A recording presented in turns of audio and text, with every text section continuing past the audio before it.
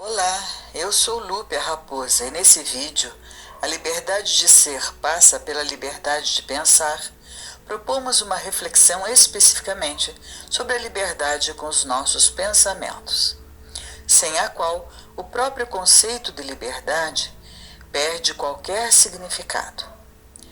Na nossa história de base, que serve como imagem de fundo para os nossos vídeos, a trajetória de vida de César Asturinan até as altas montanhas da Cordilheira dos Andes, acompanhado por Mao, o Puma e por mim, para encontrar a sociedade dos seres alados, os homens-pássaros, que dominavam os ares com suas asas enormes, é a história, numa análise mais profunda, de alguém torturado pela busca pela liberdade.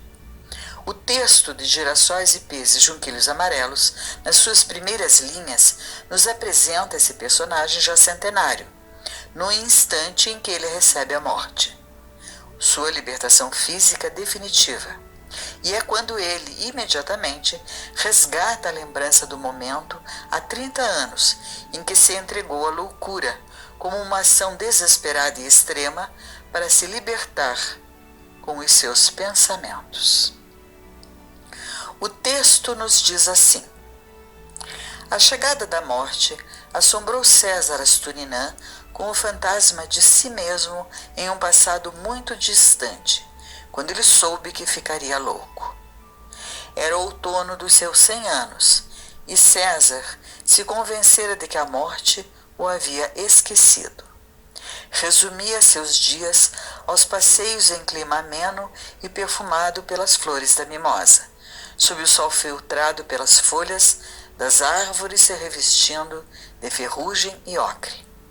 Mas finalmente a morte chegou, e César reviveu, com requintes de detalhes, o momento há 30 anos, quando um inesperado farfalhar de asas agitadas num vôo misterioso provocou seu poder clarividente, e ele soube que a descida da enorme escadaria de pedra que se lhe impunha logo à frente, passo a passo, degrau a degrau, marcaria o perder-se da sua consciência e da sua alma para a loucura, em um ritmo idêntico ao do seu corpo na descida.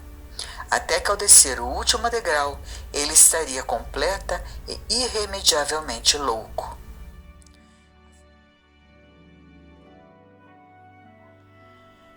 As lembranças o envolveram como a mortalha do seu fantasma triste. Era o meio da tarde, e César fora levado, como todos os dias, até o alto da colina, atado à sua cadeira de rodas, para ser deixado num local de descanso, de onde a vista do mar era especialmente bela. Dormitava sonhos desfeitos, como trapos esfiapados, produzidos pela claudicante cadeira de rodas sobre as pedrinhas soltas do caminho.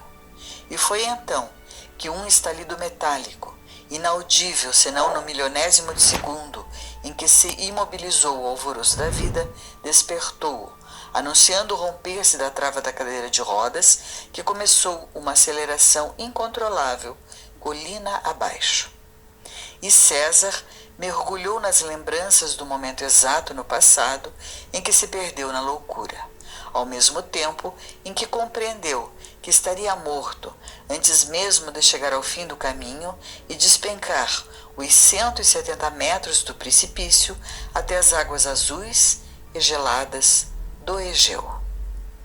Ele fez um murmúrio que pareceu aos que o acompanhavam e que ficaram imobilizados, estarrecidos pela extravagância com que ele se retirava da vida, uma tímida tentativa de pedido de socorro, mas que, na verdade, foi apenas um sussurro de profundo espanto, pelo assombro de julgar a morte tão espetacular quanto tardia e desejada. E assim, César viveu seus 2 momentos supremos, simultâneos, plenos de saberes sobre a loucura e sobre a morte, com o chacoalhar do seu velho corpo preso à corrida alucinada da cadeira de rodas em direção ao abismo.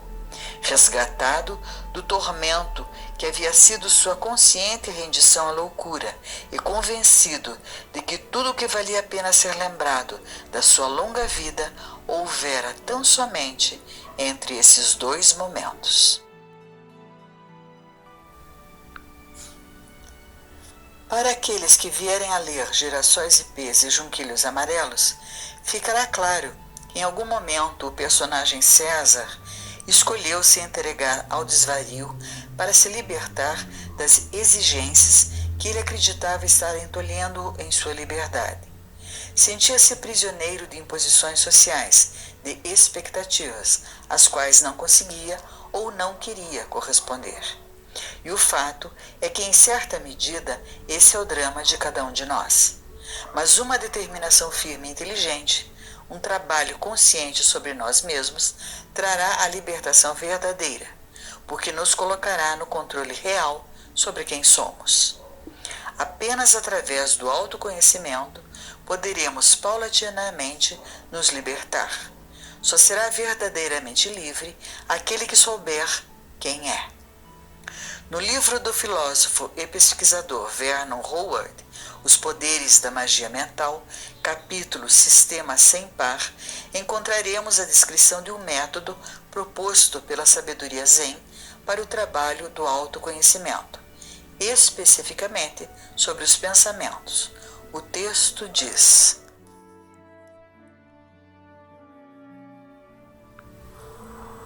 a filosofia Zen, uma filosofia oriental intensamente prática, oferece um método sem par para o estudo sobre si mesmo. Recomenda a não interferência com os nossos processos de pensamento. Aconselha que nos recostemos para observar como os pensamentos passam através do espírito, como se estivéssemos vendo um filme. Da mesma forma que não vamos perto da tela para interferir com as cenas projetadas, não devemos procurar forçar os nossos pensamentos. Devemos apenas observá-los tranquilamente, sem julgamentos, sem condenações ou aprovações. Essa observação tranquila conduzirá a um entendimento claro do nosso espírito, aumentará a percepção da nossa realidade. Passaremos a ver tudo como realmente é, e não como um espírito insidioso o distorce. Tudo isso conduzirá à calma, a um novo sentimento de segurança, de uma maneira que talvez agora até julguemos impossível. Na realidade, o que se deve fazer é tornar os nossos pensamentos nossos melhores amigos, vindo a conhecê-los, deixando de resistir, aproximando-nos mais de perto. Dá-se um acontecimento notável. Vemo-los como o que realmente são.